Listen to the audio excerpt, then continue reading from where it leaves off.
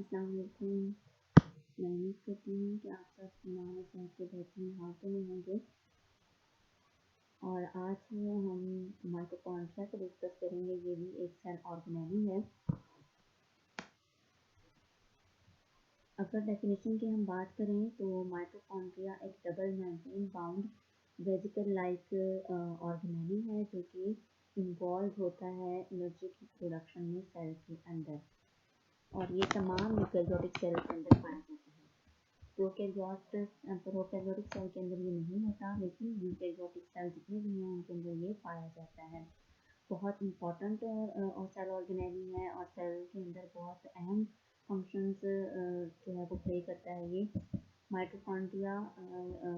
क्यों इम्पॉर्टेंट है ये? क्योंकि ये मैन्युफैक्चरिंग करता है एनर्जी की और फिर उसको सप्लाई करता है सेल के अंदर जहाँ भी एनर्जी की ज़रूरत होती है। इनको हम इसीलिए powerhouse of the cell भी कहते हैं। एनर्जी मैन्युफैक्चरिंग और उसको सप्लाई करने की वजह से इसको हम powerhouse of the cell कहते हैं, क्योंकि यहीं पे एनर्जी स्टोर होती है और बनती है और फिर यहीं से आगे ट्रांसफ़र होती है।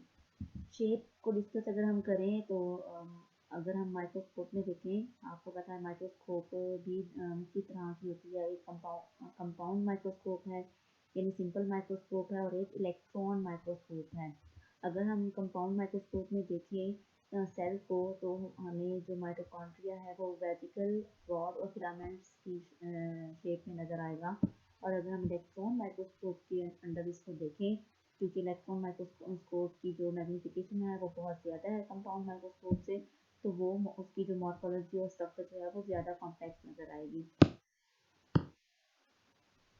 साइज और नंबर जो है माइटोकॉन्ड्रिया में, यानी यूकैरियोटिक सेल के अंदर इसका साइज क्या होता है और ये तादाद कितनी होती है इनकी।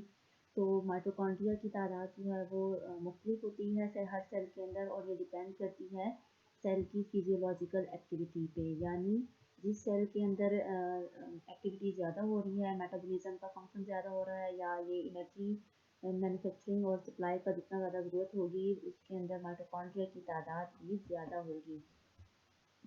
जैसे लीवर सेल है, अब क्योंकि खून बनाता है वो और वहाँ से उसको सप्लाई करना होता है, तो यहाँ पर एनर्जी की बहुत ज़्यादा ज़रूरत होती है। इसलिए लीवर के अंदर 20,000 माइटोकॉन्ड्रिया पाए जाते हैं एक लीवर सेल के अंदर।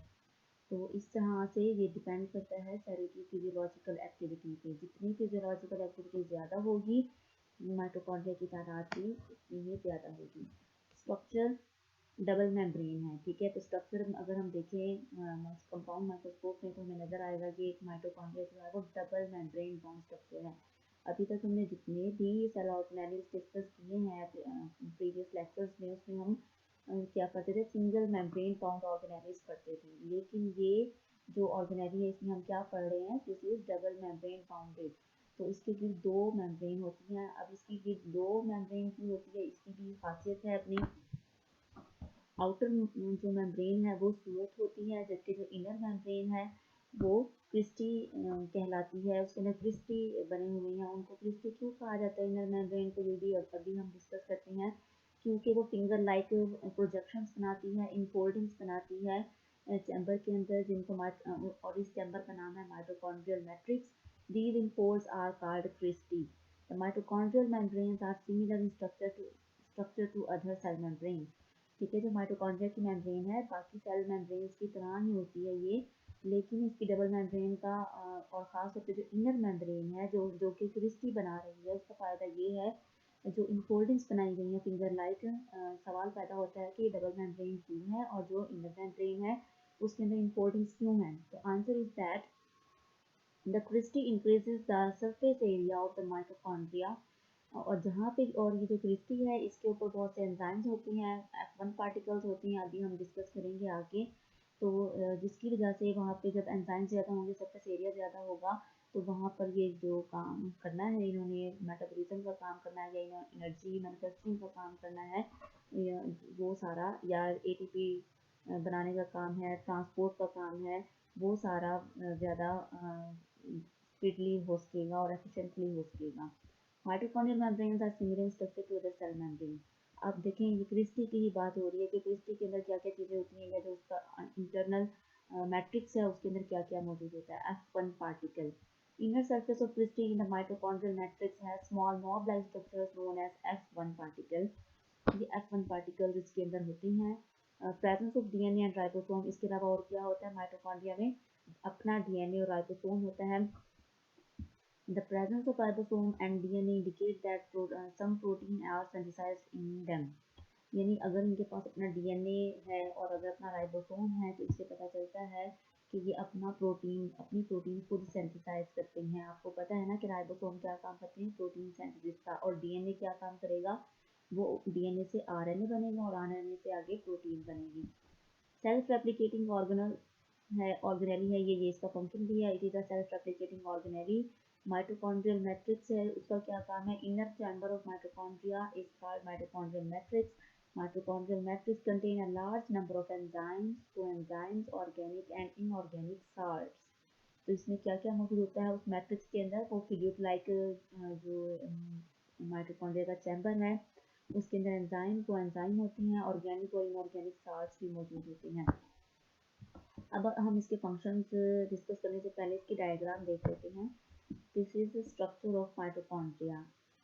तो देखिए यहाँ पर सबसे पहले ये आउटर मेम्ब्रेन जो आपको पिंक कलर की नज़र आ रही है ये आउटर मेम्ब्रेन है.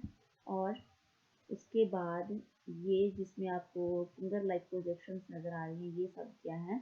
ये इनर मेम्ब्रेन है. और ये जो फिंगर लाइक प्रोजेक्शंस नज़र आ रहे हैं ये बताते खुद क्या कहलाते हैं? क्रिस्टी कहलाते हैं. और इनके अंदर जो फ्लूइड भरा हुआ है वो क्या कहलाता है? मैट्रिक्स कहलाता है. और मैट्रिक्स के अंदर ये क्या मौजूद है? F1 particle. ये आपको नॉब लाइक स्ट्रक्चर्स नज़र आ रही हैं, ये क्या है? F1 particles.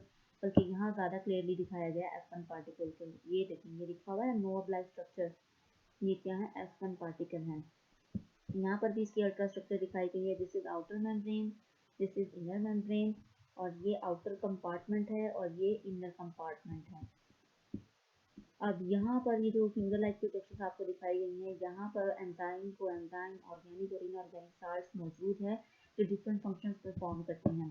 अब यहाँ पे अगर हम फंक्शंस की बात करें तो क्या बताया गया है कि जैसे हमने अभी पढ़ा कि माइटोकॉन्ड्रिया का जो मैट्रिक्स है उसमें बड़ी तादाद में एंजाइम कोएंजाइम ऑर्गेनिक और इनऑर्गेनिक साल्ट्स मौजूद होती हैं. तो वो क्या करते हैं? हेल्प करते हैं बहुत से वाइटल मेटाबॉलिक प्रोसेस को चलाने में. और वो कौन से मेटाबॉलिक प्रोसेस हैं जो यहाँ पे अकम्प्लिश होती हैं? वो है क्रैब साइकिल और aerobic respiration fatty acid metabolism.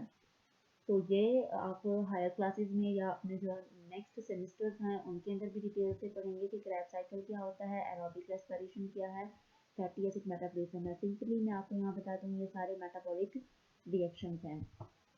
Fatty acid metabolism में क्या होता है कि जो भी हम फैट लेते हैं अपनी डाइट के अंदर उसकी मेटाबॉलिज्म का जो प्रोसीजर है वो क्या कहलाता है? Fatty acid metabolism. Aerobic respiration का मतलब है ऑक्सीजन की जो हम सांस ले रहे हैं उसकी जो रेस्पिरेशन का प्रोसेस है वो कैसे होता है. और क्रैब साइकिल भी इसी तरह का एक प्रोसेस है. As a result of these metabolic processes, the energy extracted from the organic food is transformed into energy-rich compound.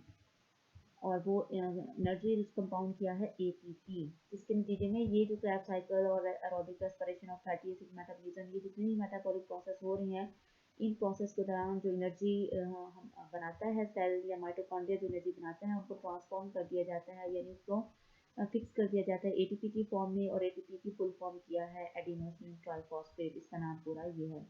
और ATP को भी जो है फिर क्या करती है? वो एनर्जी प्रोवाइड करती है सेल को जब इसकी जरूरत होती है.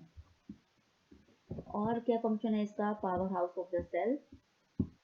Mitochondria extract energy from different components of food and convert it in the form of ATP. This energy is used for various cellular activities. The spent energy, which is the form of ADP, is regenerated by the mitochondria into ATP. Mitochondria is therefore described as powerhouse of the cell. क्या बताया जा रहा है कि जो energy different component से food component से हासिल होती है उसको ATP की फॉर्म में कन्वर्ट कर दिया जाता है. ये एनर्जी दूसरी डिफरेंट किस्म की जो सेलुलर एक्टिविटीज़ है उसमें यूज़ होती है.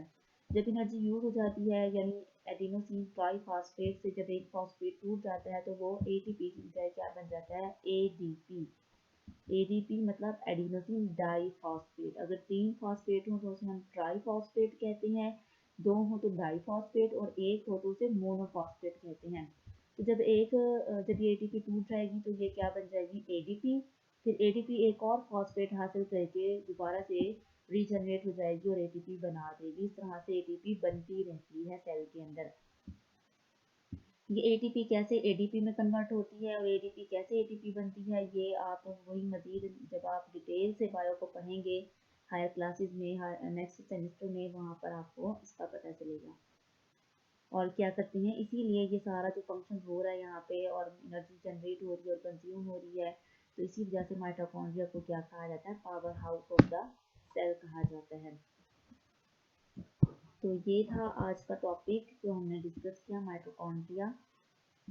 आज के लिए इतना ही काफ़ी है। अल्लाह हाफ़िज़।